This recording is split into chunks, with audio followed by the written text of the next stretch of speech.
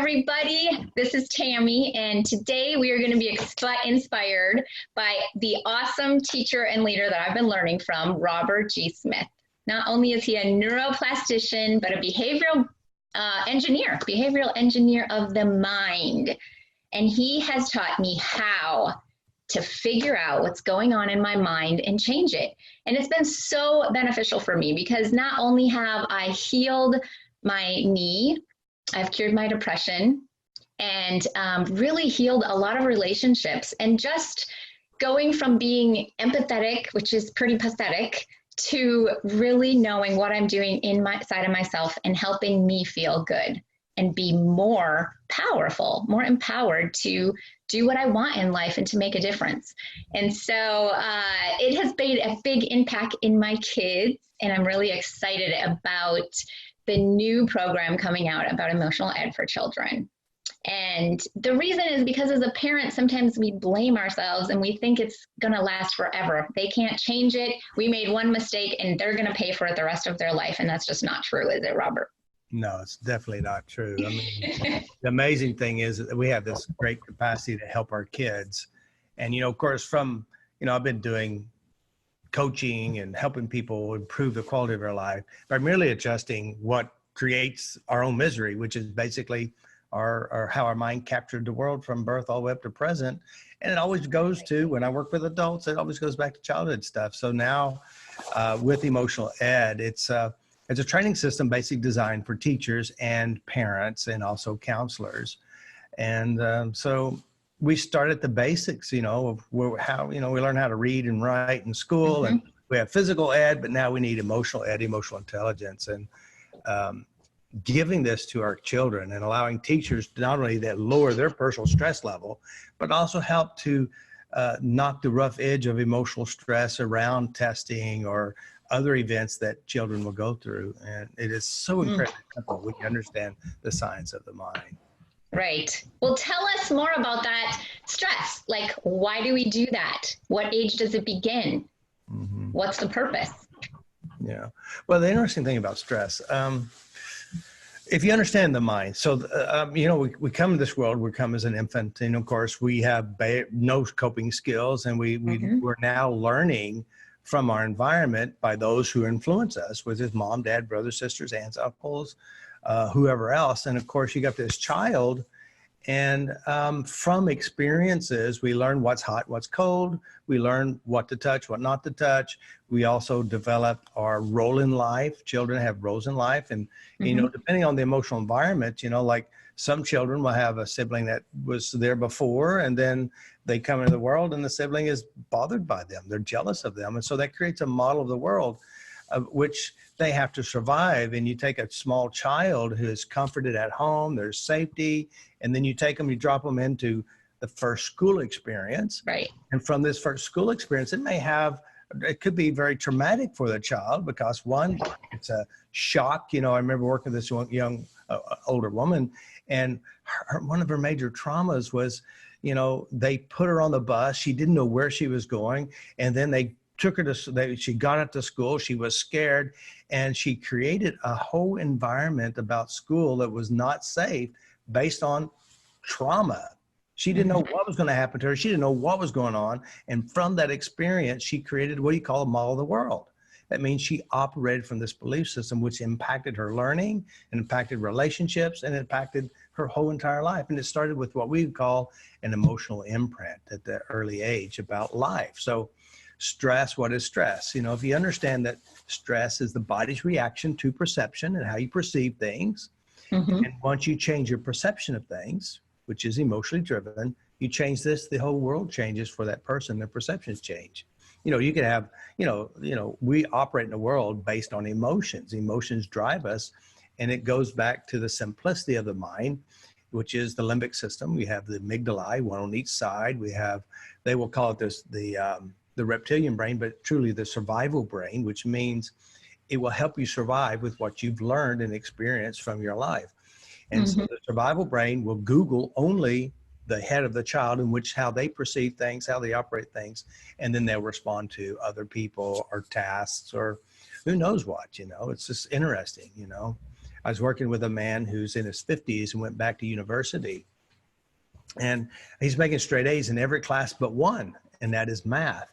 And so I said, well, I can help you with that. So he calls me up on the phone. 30 minutes later, I addressed whatever it was. And basically, he was a young kid sitting at the kitchen table, and his dad was getting frustrated with him with math. And he said, you're stupid. You can't get it. Math is not one of your areas. And after working with 30 minutes, he made the first 100 score on math. And that ended it because, again, our brains capture these experiences and drives our actions without even consciously going back and revisiting. It just happens from the limbic system, which is the operating system of the mind, which I would call it the subconscious or the unconscious. Right. And that brings up an important question, because what is it about that one time being called stupid that's so much more important that your brain programs it and creates that program? And I know the biology of belief talks about how once it's a program, you just push play and it goes and does it. You can't change it until you know how. Right. So what is it that the brain believes it has to program those bad things that happen? Well, the understanding about how the mind works, you have to understand the mind is a survival system. It's designed to keep you alive and safe. So your mother will pick you up from school every day for 5 years, 1 through 5. But one day she was late, maybe hours late. Who knows why? And the brain will remember this one because it has strong emotions in it. And remember, feeling good is good.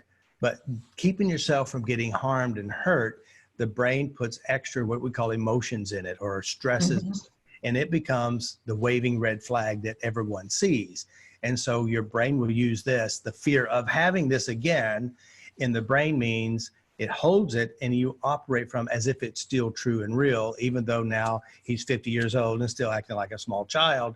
And this basically, I would call it like a hypnotic suggestion from the father with emotions, and these emotions makes it real. And so he's now created what you call a belief system backed with emotions, and then followed suit in this father's suggestion, you're stupid and math is not one of your better skills.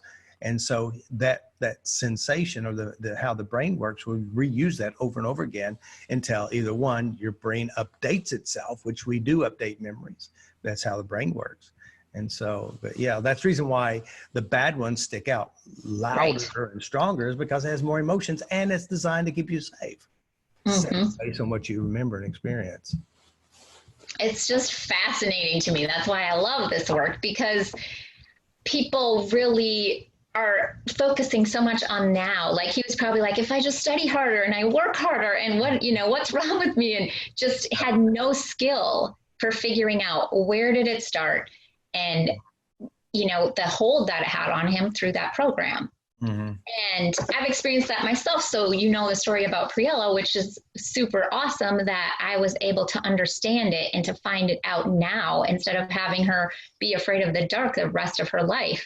Like it seems weird that she's just like, oh, well, I know why it happened, because my dog died and my cat died. Well, they were months apart, like probably 8 months apart. And we were able to figure it out and say, this is what your fear from the dark comes from. And it could have been a lifelong program. Yeah. Well, even logically knowing why doesn't solve it. You know, lots of people have years and years of insight therapy. Insight therapy is getting insight, what, where, and why, and how. And that doesn't necessarily change the emotional drivers and the behaviors. And you may want to share exactly what it was that you're talking about that Priella had experienced. So our dog was killed in January, and we were coming home. So she saw it happened, or he was hit. We had to put him to sleep. And then about 8 months later, our cat had died, and my daughter found it. And there were, sounds, and she had a lot of physical feelings with these two things. And so what we noticed was in the evening, she would start getting really clingy when it started getting dark. And then she would start crying when it was time to go to bed, and she would lay in bed and shake and just be like, you need to lay here with me. And it was like a terror response. She was very, very scared. And we were able to figure out that it was because of these two traumatic instances for her. and her brain just associated it with death or with darkness. And so when it started getting dark, she automatically went into a program of dark means death. And she was really just scared of me dying. Mm-hmm. That's what she'd say over and over. You're going to die. You're going to die. I'm like, what is making you feel this way? So then we explored it. Mm-hmm. And the neat thing was that she was able to, not only just go to bed because she was forced to go to bed and you have to go to bed, but she was able to confidently feel different about it. And that was really powerful. So what you did, I believe that you had said, what you did is that, one, you showed her how to tap on herself and notice how to change it. And then what else happened? I know that she was doing it herself. You taught her how to tap on herself, and then she started practicing whatever it was at night. Right. Can you share So I did a couple sessions with her, and we were seeing some good ground. And then I explained to her that in between time when stuff happens, we call it zero tolerance. Mm-hmm. That is when the instant you start to go down the pathway of fear for her, then you say, I have another option. So she would tap and say, let it go. And she'd go to her peaceful place. And she has some great happy memories. And she just spent time there. And as she built those happy memories up, it changed her responses to needing to be in fear of it. Right. Yeah. So most people may not understand how the brain works. Even science has proved this with the work of Daniela Sheeler and several others, is that the memories are always being updated. Like for example, if you have an experience or you meet somebody and you meet them and you really like them and you had a really good experience, and then you left with this good memory and you talk about how you met John, and John's a great guy and you really felt good, a lot of connection, and you have a lot in common. And so now you have a good memory, and then maybe weeks later or months later or days later, you may meet someone else who doesn't like John. And while this person is talking bad about John, in your mind, you keep seeing John and these emotions from another person, and the emotional intensity will add to the memory and adjust your feelings and emotions about John, that you had a good experience. And yet the person who was talking bad about John had their own emotional issues with his brother John.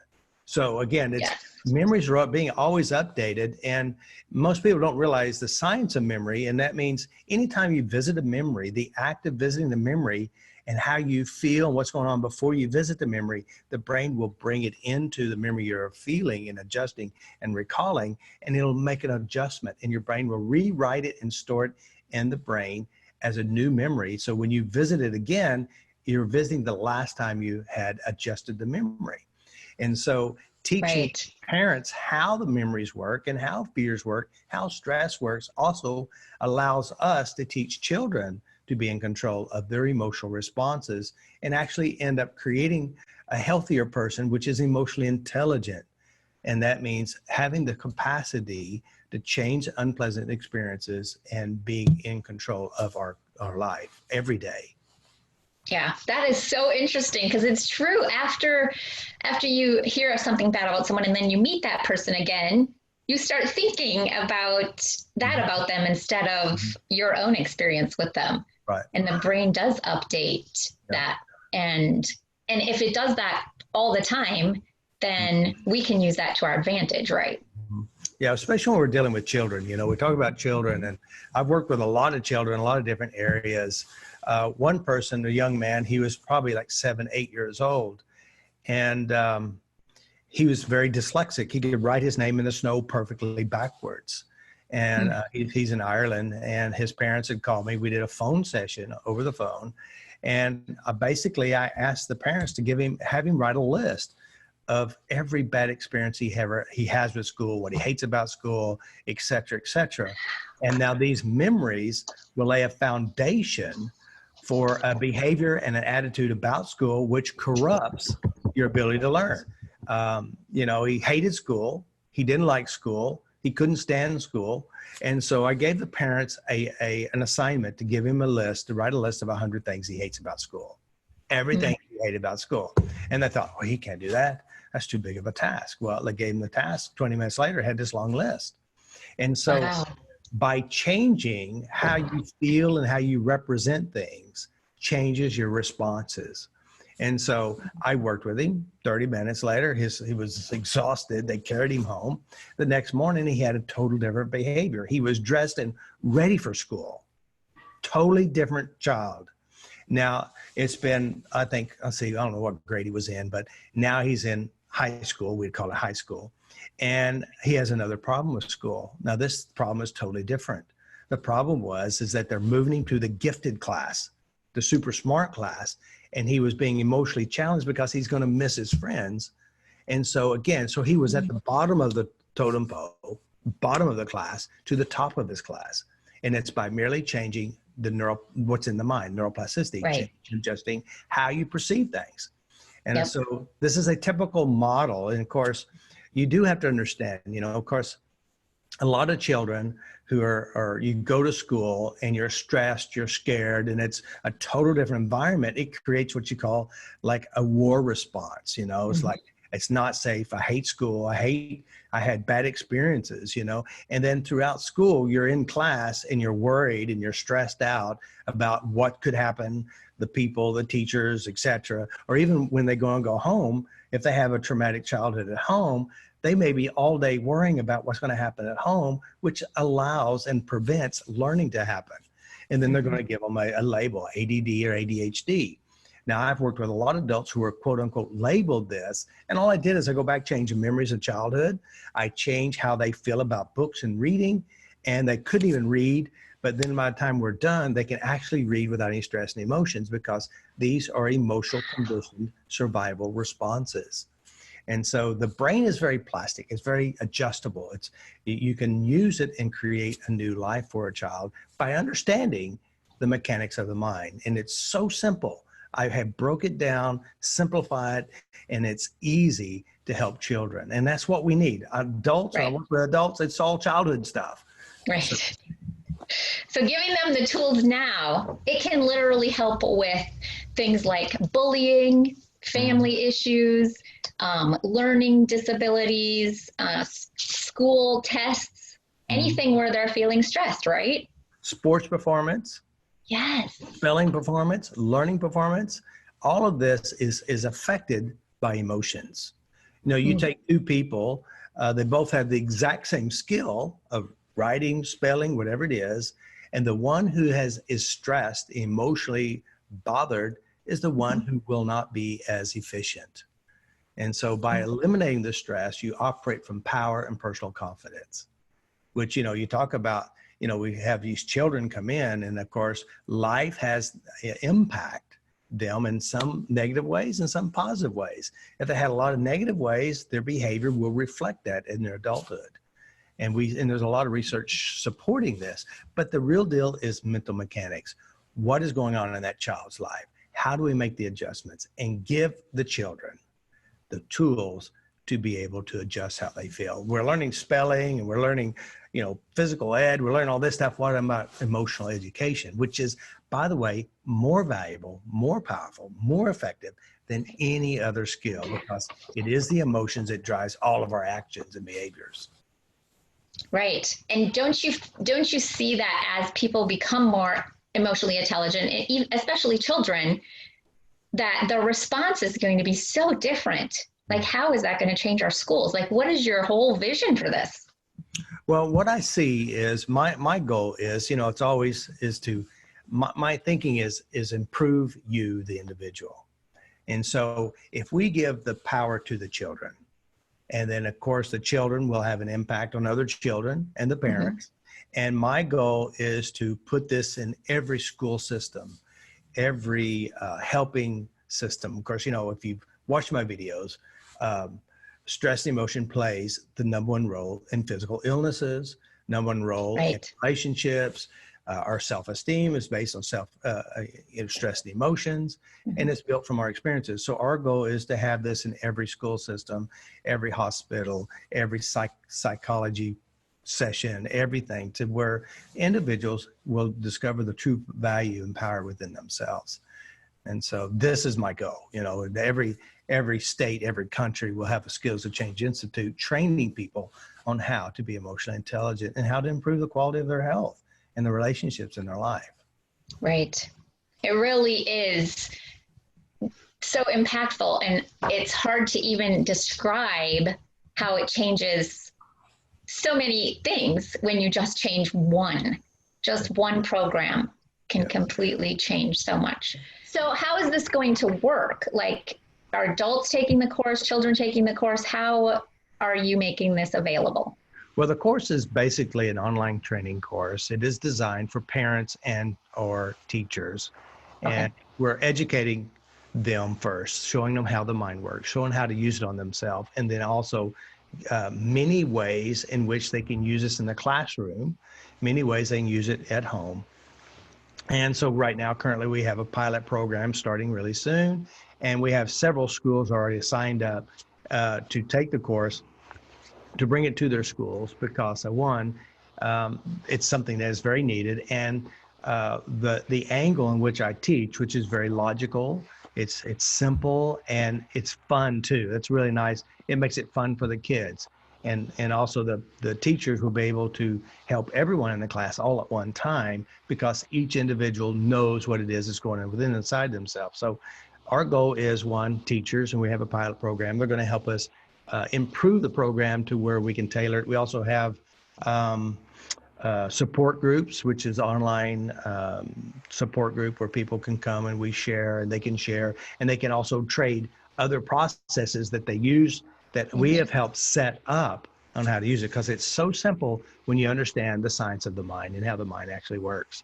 It's not about tapping. We use tapping as one of the sources, but we can do it in a lot of different ways that are extremely effective and very, very simple to help everyone involved. Right. So, especially for kids, right? Because they're such feeling people. Well, they learn very quickly, and that's the nice thing, is we start early, and it'll be able to help make things work a lot easier. So children are easy. So you can also see behind me a lot of trance monkeys, or we call them trance monkeys, which basically is the simple understanding of how the mind actually works.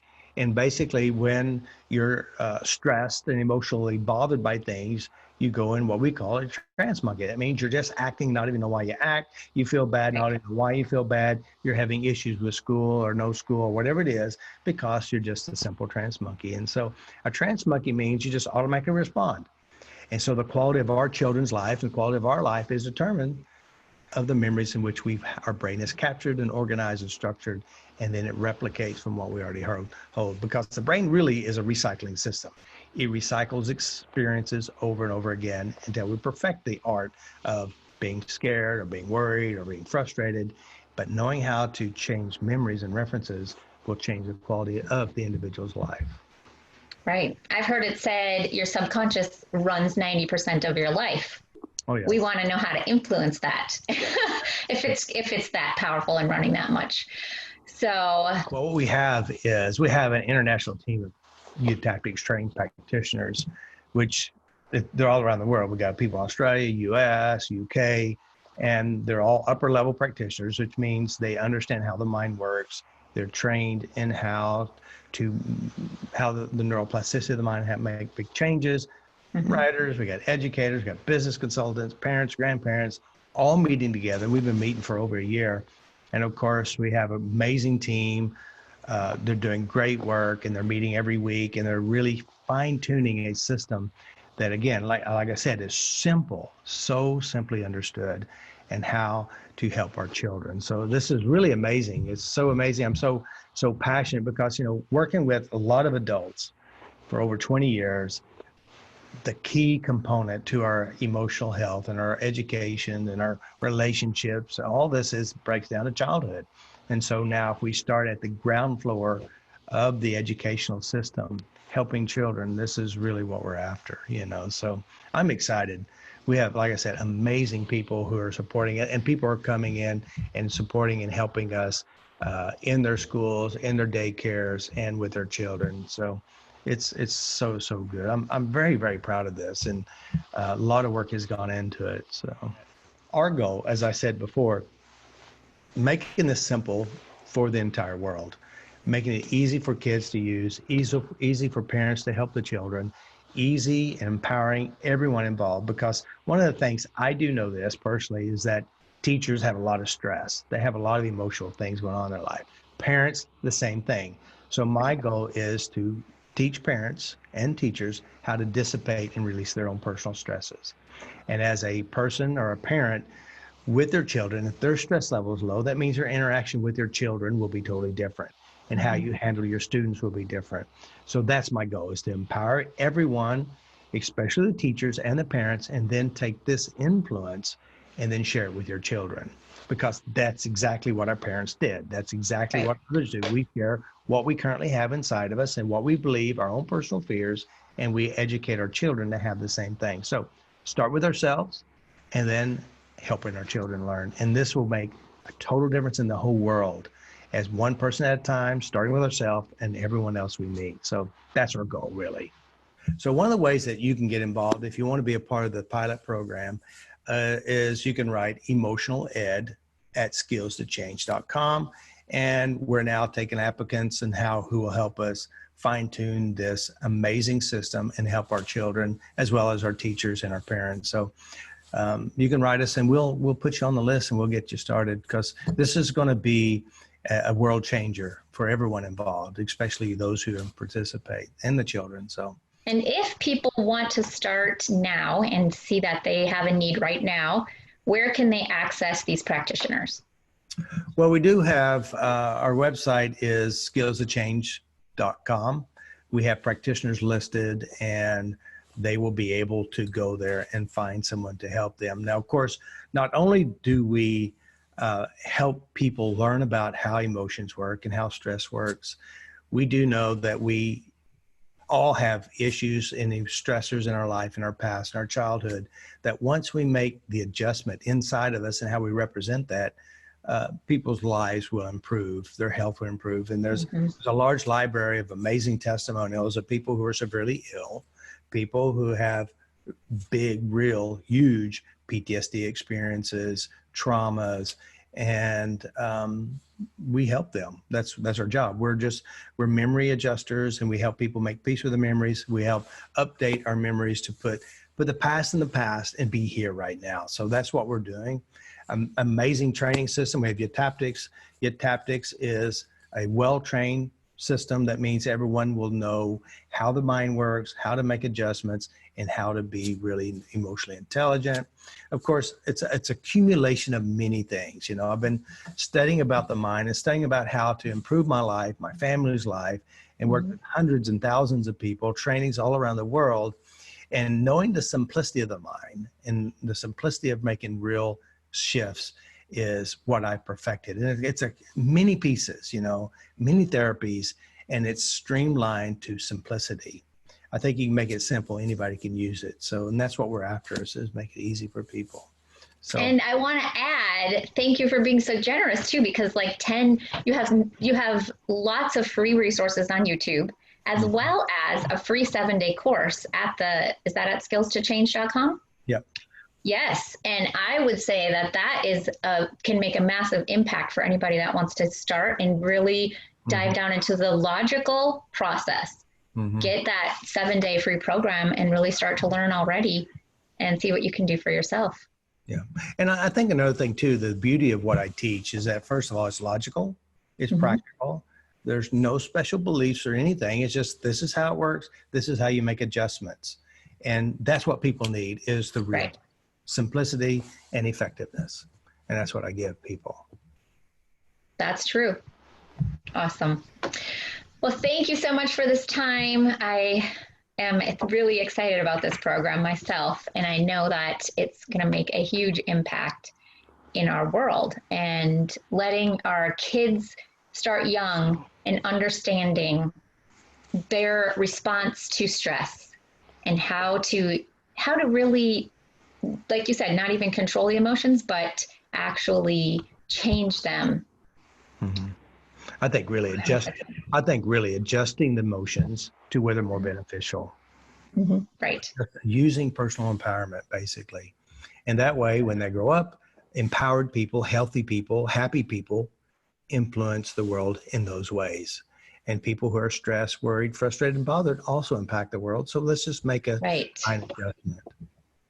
So absolutely. Thank you so much for the Great. interview, for sure. I'm excited, very excited. Thank you. We love this program. And like I said, no pills, no bad side effects. Like, it's not just buy another subscription to something. You really learn the difference. You know how to do it. You can do it for yourself, and you just teach us.